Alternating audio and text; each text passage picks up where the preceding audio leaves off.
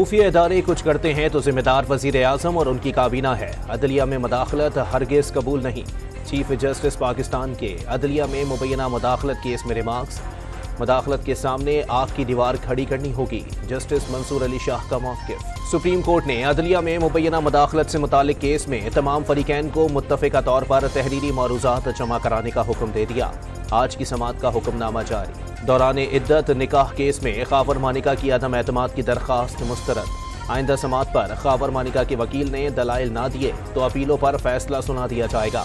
Session जज शाहरुख अर्जुमंद की remark. Election commission का PTI के इंतखाबात पर एतराज़ात पार्टी क़यादत के साथ शेयर करने का हुक्म। ज़िमनी इंतखाबात भी हो चुके, अब तो बल्ले का निशान वापस दे देना चाहिए। बैरिस्टर गौहर की मीडिया से गुफ्तगू। नैब ने साबिक वज़ीर आज़म शाहिद खाकान अब्बासी के खिलाफ LNG रेफरेंस वापस ले लिया।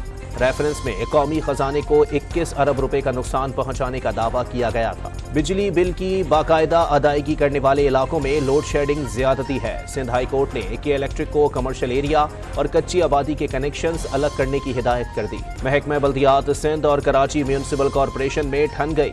21 मेगा मंसूबे KMC से वापस लेने और 13 अरब रुपए महकमा बल्दियात को देने की तैयारियां। आलमी मंडी में तेल की कीमत में कमी के असरात। पेट्रोल 5 रुपए फी लीटर सस्ता होने का इम्कान।